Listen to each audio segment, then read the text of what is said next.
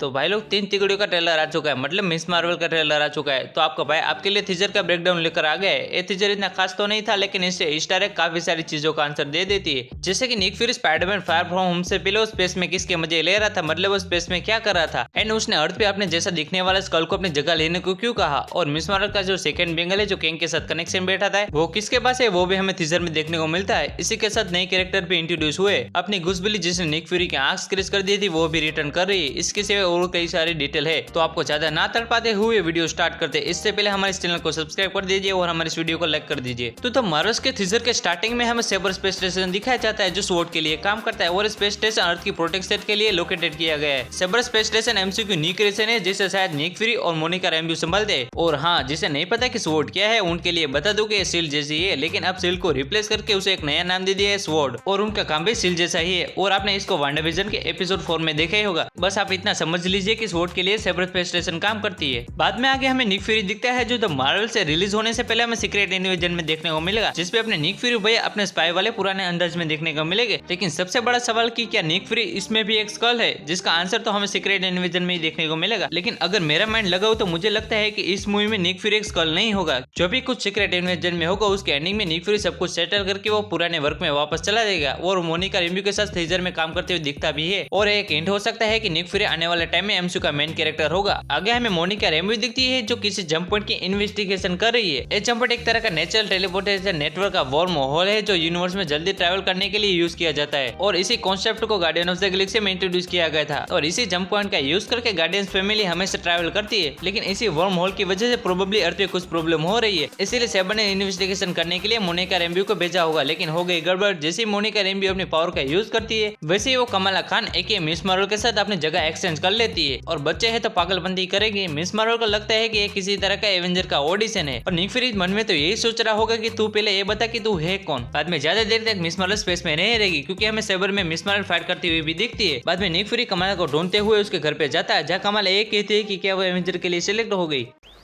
अब घोड़ों की रेस में गधे भी दौड़ेंगे।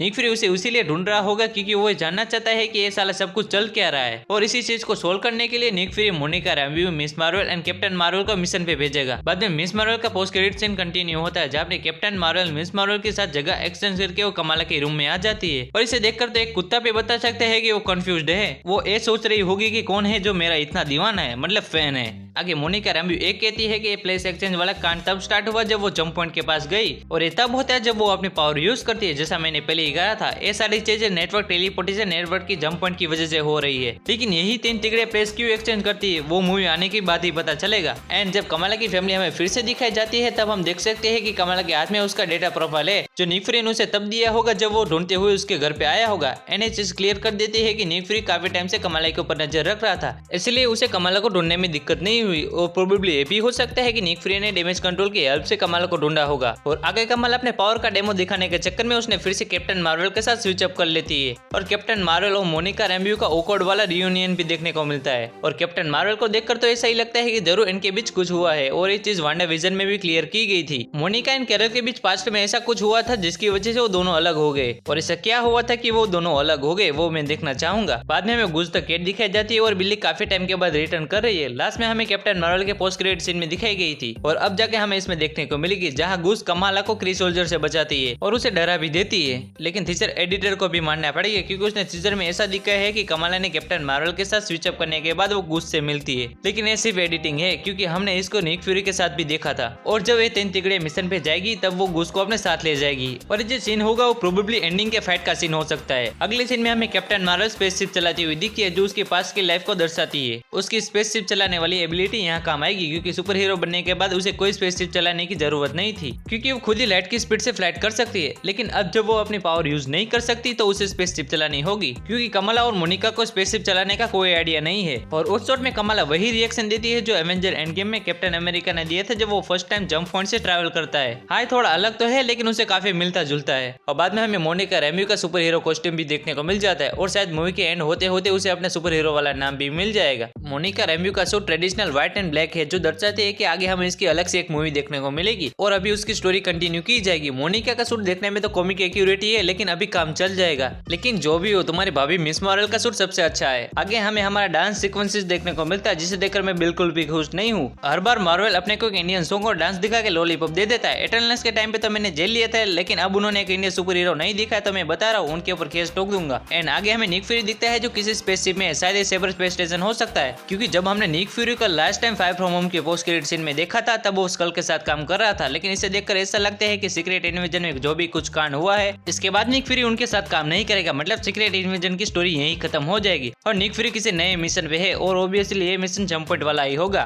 इसके बाद हमें पार्क से जून का एक नया कैरेक्टर दिखता है, जो किसी एलियन रेस का लीडर है। पार्क से जून किस कैरेक्टर में वो तो पता नहीं, लेकिन वो पैरासाइट स्टार का कैरेक्टर भी हो सकता है। आगे हमें कई सारे गूज द कैट जैसे दिखने वाली बेबी फ्लेयर किन दिखाई जाती है, और अगर सूत्रों की माने तो ये सारी बिल्लियों की मां गूज द कैट है। हमारी इंडिया की पॉपुलेशन इतनी जल्दी बढ़ रही है तो मैं जानता था, लेकिन मैं ये नहीं जानता था कि इतने टाइम में बिल्लियां भी इतना कुछ कर सकती है। एंड आगे हमें ज़ूई एस्टन की कैरेक्टर दिखती है, जो इस मूवी की मेन विलन होगी। उसने वही कमाला का सेकंड बेंगल पहना हुआ है, जिसे मिस मार्वल की सीरीज में सभी लोग ढूंढ रहे थे। मिस मार्वल की सीरीज में फर्स्ट बेंगल तो देखने को मिल गया था, लेकिन सेकंड बेंगल कहाँ था वो किसी को पता नहीं था। लेकिन इस थिंग का आंसर हमें द मार्वल्स के थीसर में देखने को मिल गया। मिस मार्वल का फर्स्ट बेंगल ही क्री के हाथ में मिला था, एंड सेकंड बेंगल भी एक क्री के पास है। ज़ूई एस्टन के पास बेंगल तो है, लेकिन उसके पास रोनिन का कॉस्मिक रोड भी है। एक कॉस्मिक रोड रोनिन का नहीं हो सकता, क्योंकि गार्डियन ऑफ द गैलेक्सी के वॉल्यूम 1 में ही रोनिन का कॉस्मिक रोड डिस्ट्रॉय हो गया था। लेकिन ज़ूई एस्टन के कैरेक्टर के पास भी ऐसा सिमिलर क्री हैमर है, जो उसकी कॉपी हो सकता है। और थीजर खत्म होते होते हमें तीनों का आइकॉनिक लुक देखने को मिल जाता है, जिसमें अपने कैप्टन मार्वल ने नया सूट पहना हुआ है। भले उसका ओल्ड सूट उसका ओरिजिनल सूट है, लेकिन फिर भी थोड़ी देर के लिए काम चल जाएगा, जब तक हाथापाई नहीं हो जाती। In the end Monica Rambeau और कैप्टन मार्वल टीम अप करने के लिए मना करते हैं, क्योंकि उन दोनों के बीच मेल मिलाप नहीं है। उसमें तो मेरी क्रश ईमान वेलानी अभी भी बहुत छोटी है, इसलिए वो ओवर एक्साइटेड है इस टीम अप के लिए। लेकिन किंतु परंतु ये लोग अभी तो मना कर रहे हैं, लेकिन एंड में तीन तगड़ी ऑफिशियली टीम अप करके वो टीम को नया नाम दे देगी the Marvels. Her bar Marvel अपने को लॉलीपॉप दे देता है, लेकिन इस बार बता देता है कि अगर पिक्चर सही नहीं निकली तो मैं मूवी की मार लूंगा। और आपको क्या लगता है मुझे कमेंट में बताना। हमारी इस राइट वाली वीडियो को जरूर चेकआउट करना, एंड हमारी इस वीडियो को लाइक कर दीजिए और हमारे इस चैनल को सब्सक्राइब करना ना भूले।